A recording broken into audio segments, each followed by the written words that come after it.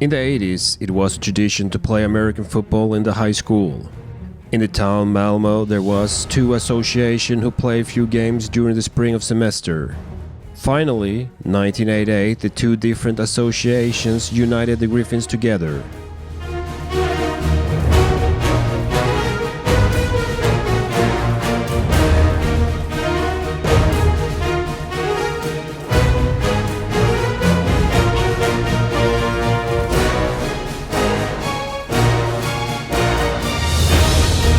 The story of American football in Malmö in Sweden is actually quite an interesting story.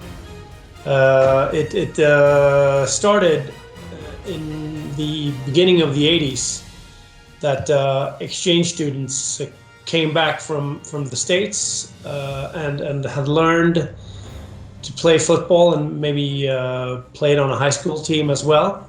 The schools, Preseason and Boyaskolan, started to form teams and decided to play firstly one game a year in the spring, and then later on also one game in the fall. We started playing. We always played at these at Limhamn, which is just a gigantic lawn in Malmö. And we always had competition. There were two pitches on Limhamnsfältet, but they were both for rugby. And at the time, in the late 80s and the beginning of the 90s, rugby was quite a big sport here in Malmö. A lot of the players, they doubled. They both played rugby and American football. So we...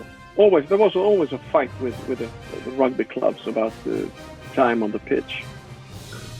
During the first years from when we played in high school up until 1989, 1990, we played on Limhamnsfältet. There was no locker room, so everybody came on a bike or by car, and there's this big rock on Limhamnsfältet where everybody gathered up and switched clothing and gear in the open around that big rock on Limhamnsfältet. Another funny anecdote is that there were rugby goalposts and rugby fields on Limhamnsfältet when we started playing. That's what we used in the beginning.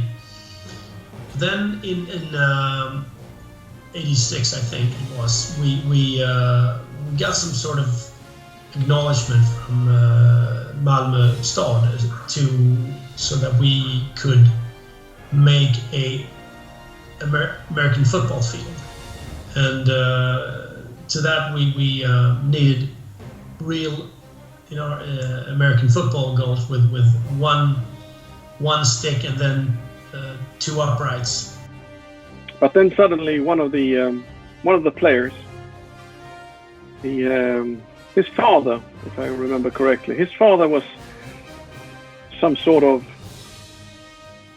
official in the city, and he cracked the idea that, guys, half of the of Limhamnsfältet is under my jurisdiction. Oh, really? Cool. So we were like, the whole team went down to Limhamnsfältet with our own lawnmowers and stuff, and we created our own pitch, and we made concrete settlements for the goalposts. And one of the players, Eric, he was a skilled welder, so he made our own goalpost, and we during the night we went down there and digged up Limhamnsfältet and placed these goalposts, and then suddenly there were three pitches on Limhamnsfältet, two rugby and one for football. So that's how it all started. And those uprights or those goalposts were made by some of the guys who had knowledge in welding. So we managed to purchase the material and did the welding of the goalposts ourselves. The holes for putting in the concrete to make the goalposts stand in Limhamn. They were dug by hand by guys in the team. And when the goalposts were up and the first game were about to be played, we moved the grass with a small gasoline-driven lawnmower, and that took like a full day or something to cut the grass for or move the lawn for a full football field with a small gasoline-driven lawnmower. So when we merged the Buccaneers and the Lumberjacks, of course we had to get together and come up with a name. And if I remember correctly, we gathered in one of the parents' house, and or maybe it was some other venue. I don't really remember. And we're just brainstorming. But it boiled down to that we all drew up our favorite name on a piece of paper and dropped it in the hat, so to speak. But before that, we had to have some kind of selection process.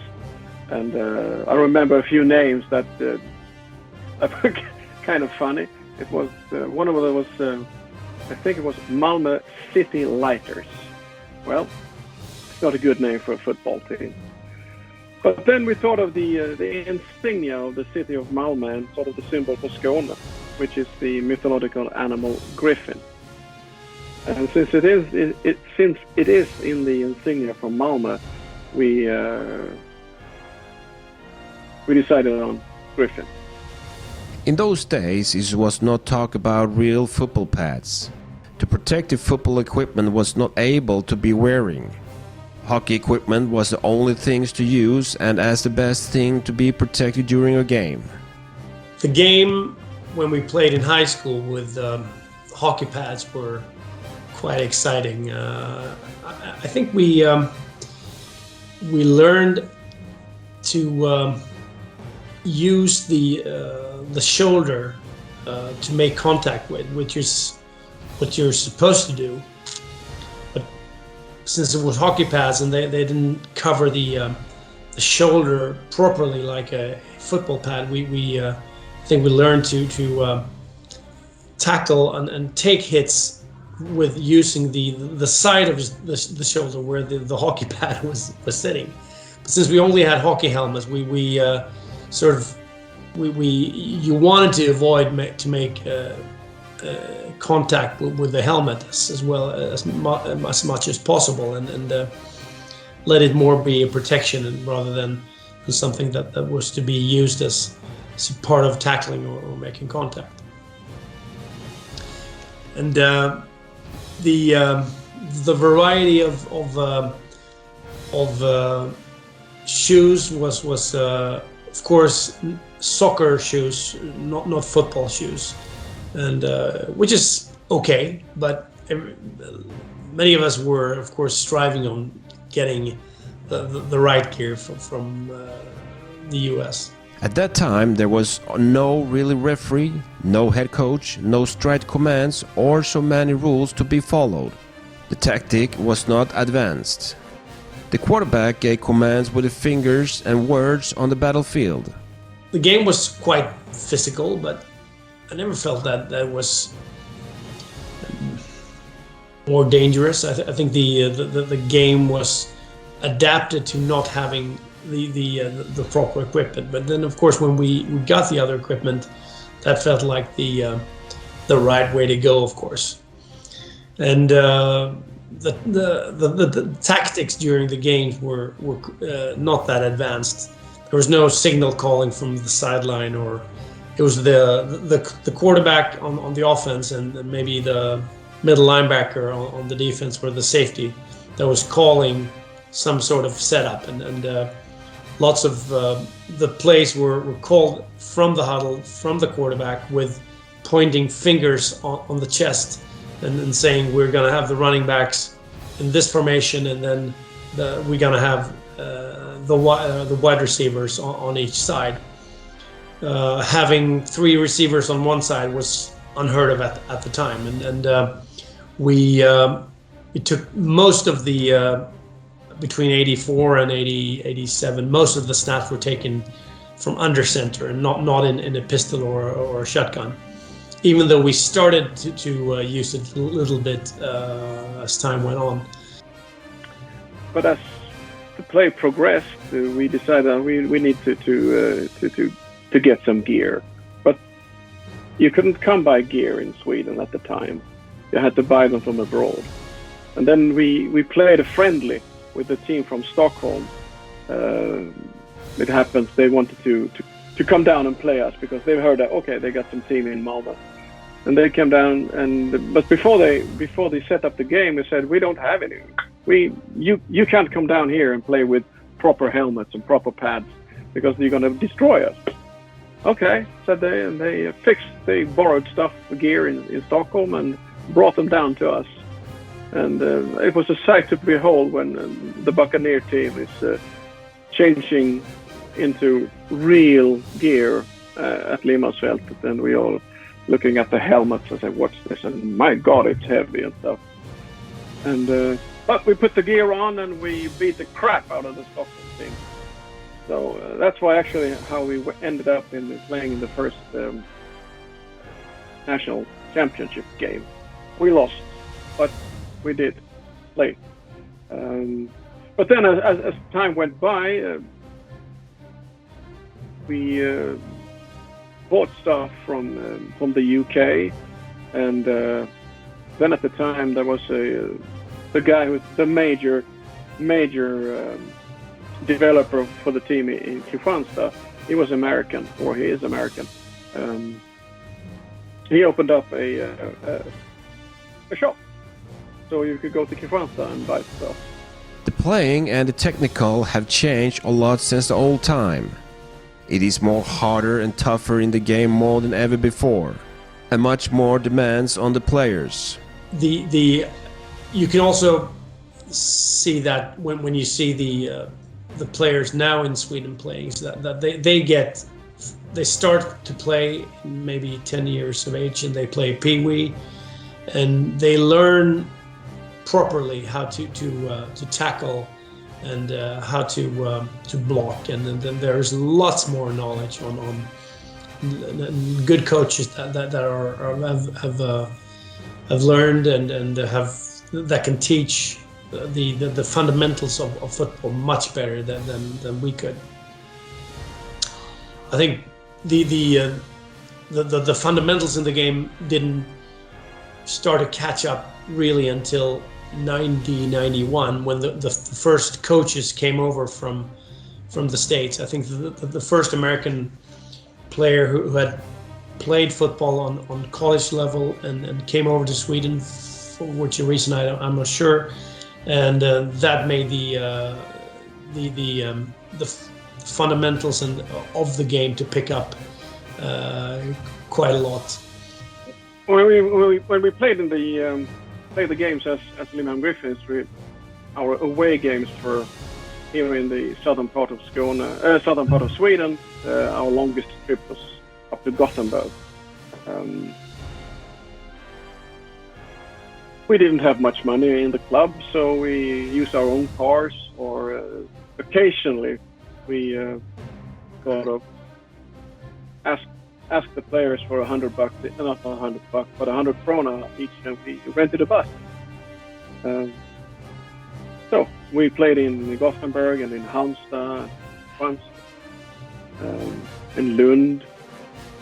Those were the teams at the time in 1988, because Sweden was divided into a southern conference, if you like, and a northern conference. And the northern conference, there were mainly teams in Stockholm, and then the winner of the Southern Conference and the Northern Conference played for the national championship. The season in 1988 was not so able to be as they wanted to be. Many good playing games was accepted, but more than ever games was destiny. What they learned in the United States, they brought it home and did the same thing. preseason and training camp were brought from America. We came into the season of 1988 with lots of confidence because we had a really strong team, and we played quite well. But we played Kristianstad, and we weren't able to beat them in the games here down in the south. But we qualified for a playoff. A playoff that was played, or semi-finals that were played in Kristianstad in the fall of 1988. We played, I think, down to the main machine. We played a tight game with them, but we lost with 1 or 2 touchdowns. And but Kristianstad beat their opponent, and then they qualified for the Swedish Championship. We tried to adopt as much of it as we could from what we learned from how the teams in the States did it. So we understood that they had something they called the preseason, and they had a training camp, and we heard the phrase two-a-days, and said, okay, that sounds good. Let's try that one. So we rented a place in Landskrona. I think it's called Idrottens Hus. And we went up to the whole team, and we had two-a-days, and we, practice in the morning, and then team meetings, offense and defense, and we did this for I think 2 or 3 days. I believe we are talking about 1988 now. But we didn't have any real equipment to analyze what we were really doing. I mean, there was no video recorders at the time, and we didn't have the equipment for that. But we did the best we could. The sort of coaches, we didn't have a professional coach. It was player coaches, and some took care of the defense, some took care of the offense, and we did, as I said, we had meetings and we discussed the playbook or tweaks of the playbook. No sponsors or other way to get money. The only solution was to form a membership club to pay as a member and organize parties with the drinks. During that year, we didn't play any Swedish Championship.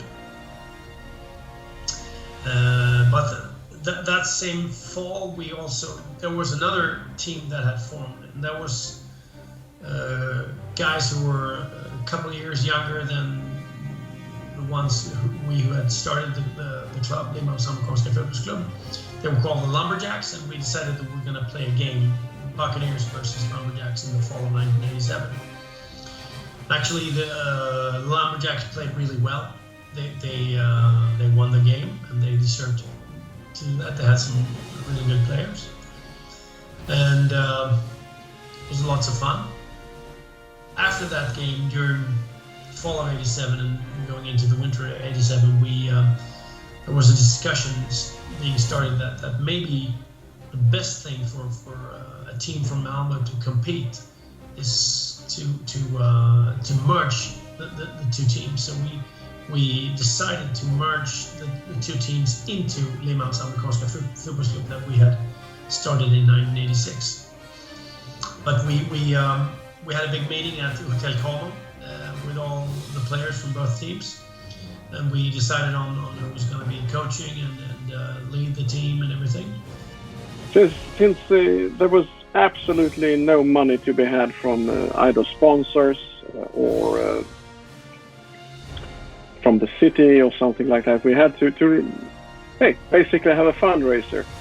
And what do guys between 18 and 22 come up with? What kind of idea do we come up with? Party. So as it happens, one of the other guys who founded the club, his father owned some real estate in town, and one of the buildings used to host I think it was an office space or something. So with enthusiasm, we turned that space into a disco nightclub, or what can I say, something like that. And then in order to serve booze, you had to create a membership. So all who wanted to come to the party had to become members in order for us to serve alcohol. And we served a lot of alcohol, and we made a lot of money. As it happens, we named this building, or this club we had, the Pleasure Dome. So we did it all ourselves. We bought the booze and we fixed up the place, and the guys who played the O-line, they were the bouncers at the door, and then of course we had to fix everything. But it was a good fun, a lot of work, good fun, and a lot of money were made.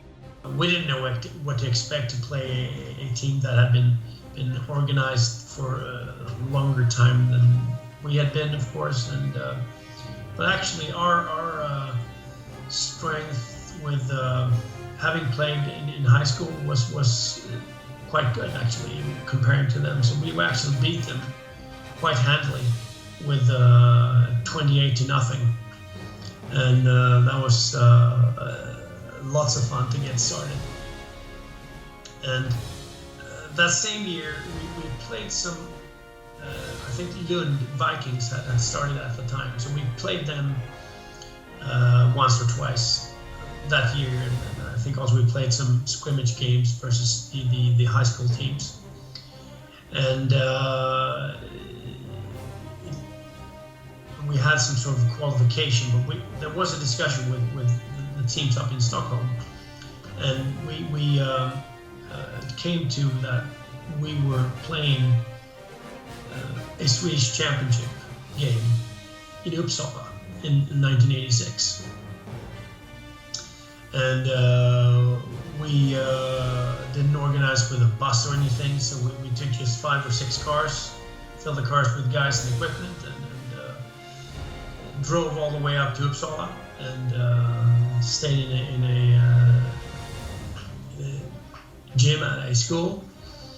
And then we played on, I think it was a Sunday, we played versus Lidingö Pink Chargers, the first Swedish championship game between a team from the south and a team from Stockholm. We played okay, but they were a stronger team than us. Lidingö, they beat us 14-6, but we were still quite happy to make that trip and sort of put a start to things to come later on. And the spirit of everything was really a pioneer type of mentality, and we had to do everything ourselves, and there were no help from any.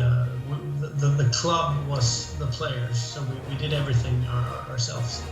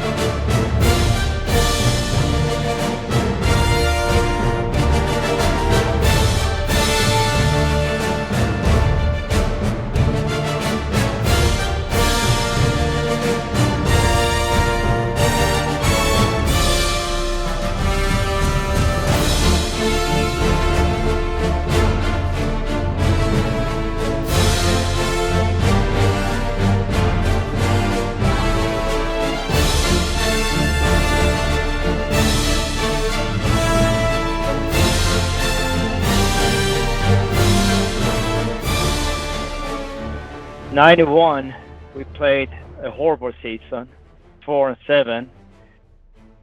Our 2 Americans, one of them we sent back home, Brian Fedorov. He stayed home the year, played both sides of the football, and he was trying to get something going. And what we learned from that recruiting American coaches and players is so important. So 92, We got 2 freaking good Americans who came over, and Thomas Mosby, the head coach. Maybe he wanted to be a head coach, but the players, they were awesome, pretty close to being in the NFL. Rod Smith, the tight end, was super fast. Randy Gray, they played defensive end. He just dominated. And we were undefeated into the semifinal.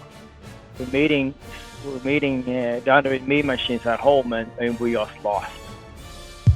We lost the game before it even happened, I guess, because we were so overpowered, being 6-0, and we lost the semifinal. The year after, we got Chris Creighton, who is one of the greatest coaches I've ever met, and also player. He never said a bad word. He never curses anybody, but he's a heck of a guy. Ryan Smith came over too, and coached the line. In the beginning of the 90s, it began to be more harder and tougher. American coaches and players came over to Sweden and changed the play. The Griffins changed early and fast to be one of the best teams of the highest level. We played pretty good that year. Lost versus Mean Machines away. We had our last season game at home versus Uppsala. We're about to beat them, but at the end of it, they were on top of us, and the rain just starts pouring down on us. It's just crazy heavy rain. So the game was over right there. I remember Chris Creighton saying, it's like, it wasn't meant for us to win that day. The week after, we go up to Mean Machine, out to Busan, at the Busan, we're going out to the military camp. But on our way, we see moose. And Chris Creighton, he just goes ballistic, and he just wants us to stop. And we're looking at that moose for like, I don't know, 15 minutes, I don't know. Go up, and we beat the heck out of the Mean Machines. We beat the heck. We win by 2 points. 28-26. They need to convert a 2-point conversion to tie the game. And we just didn't make that happen for them. Just end of the game. Week after, we're going up to Stockholm again. Going out there, everybody is fired up. We are pretty prepared. We play actually 4-2-5 because we use Lars Paulsson, the veteran defensive back. He lines up all the time versus Theo Blanco. That's one of the game plans we got. And one other guys who just busting balls. Pete Peterson is NFL World League guy who plays the quarterback for the Uppsala. Theo Blanco is there. The head coach for the Swedish national team, he plays on defense. So they're a pretty stout team they got in Uppsala. But we got some guys like Martin Lundberg, who is one of the greatest linemen who played in Sweden. Jonas Flykt came with the Cougars guys. It was pretty neat too. The year was better than ever. The weather doesn't always want it to be as it should be. Stop the play of the game. To lose is not always to be success, but the play can get changed with a speak. And penalty can give a hope and luck to make return over. Griffins prepared once again for gold against the 86ers. Griffins was very sure with the new tactic and made many changes to the play. To lose is not always to be success, but the play can get changed with a speak, and the penalty can give a hope and luck to make a return over. With a few minutes left of the game, then, and the score is 36-34 to the Griffins. Jonas Flykt came with the Cougars guys. It was pretty neat too.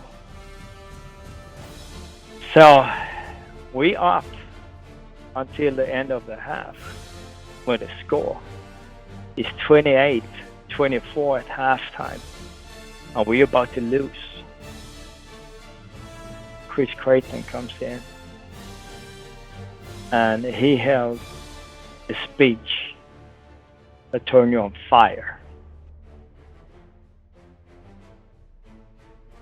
Until the end of the game, we scored 2 touchdowns. So we're up 38-28 when it's like 2 minutes left of the game. When the Uppsala goes up and scores. And they go for the 2-point conversion to cut the lead into 2. They managed to do both of them. So at 38-36, it is a tie. It is pretty darn close. And they go for onside kick. And one of our veteran players, he goes after the ball. But it doesn't happen. So we get the ball. It's a penalty. Sometimes it's a penalty. So they get the re-kick. So they get the second chance of doing the onside, and they manage to get the ball. So it's Uppsala's ball, and it's less than a minute left of the game.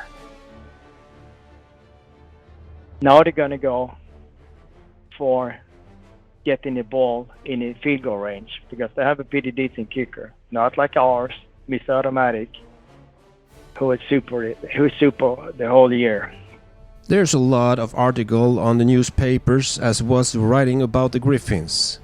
It's talked about the new playing, the players who was coming from the United States, and how the people loved to be playing the football and visitors who came and looked.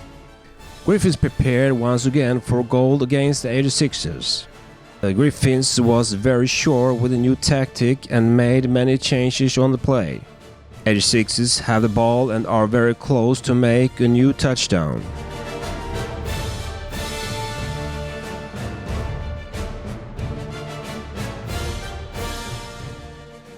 They throw two short passes and then they go deep. And I'm lucky to realize it's like, hey, it's time to stay on top. Like Chris Creighton had talked all year, to stay on top of things. So I picked it off, and the game was over. It was fantastic.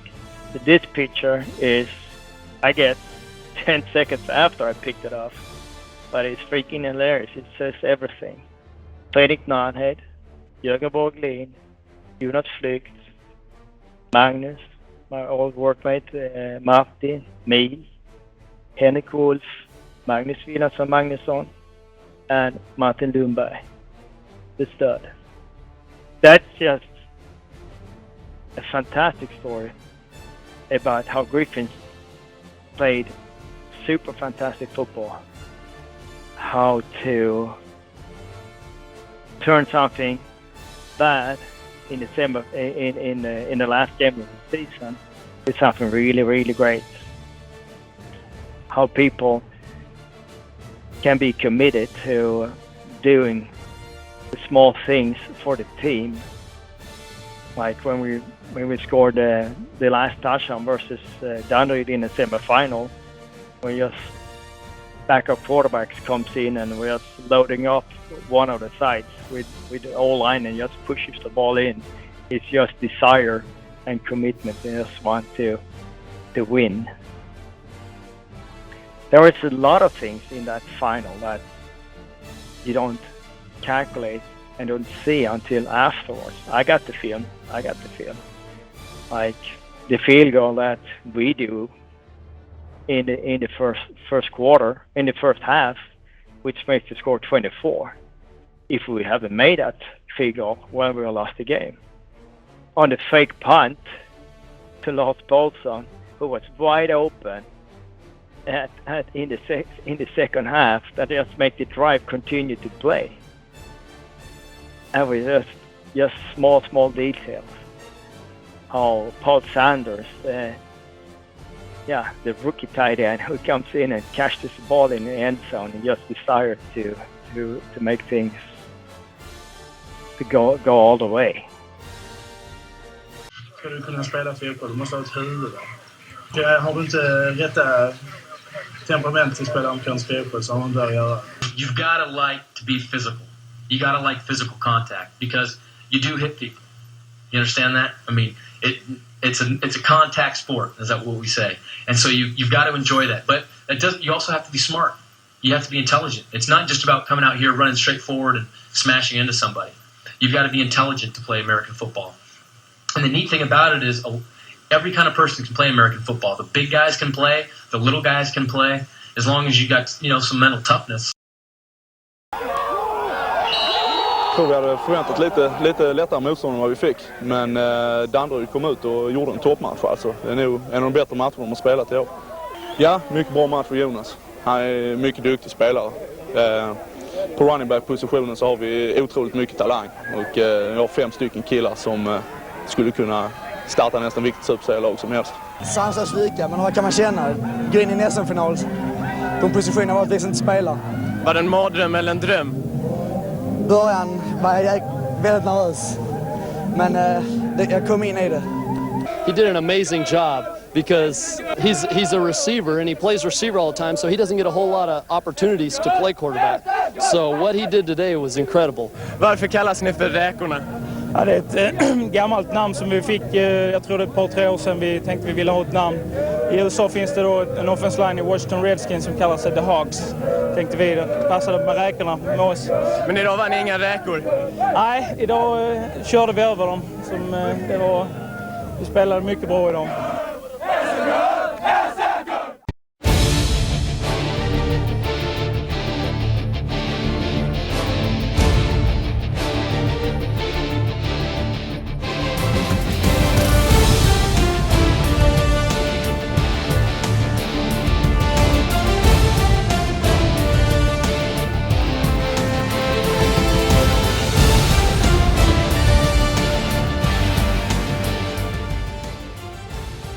More about the training camps when we got together.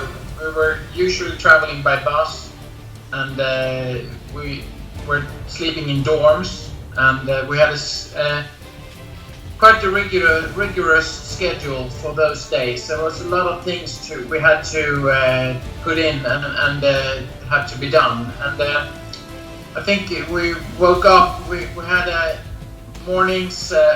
We couldn't sleep more than 7 o'clock, I think, and then we went down to the cafeteria or the dining room and had breakfast served, and everyone probably was eating like horses. We knew that we had to burn a lot of calories during those days. And then the different parts of the team had different schedules. I know I was an O-line player, and we had O-line practice first, and then we went out to we jogged down to the training fields and had some conditioning first to get warm, and then we started to have practice for trying out the games, the plays. I mean, we had a playbook, and we worked through the playbook, try every play.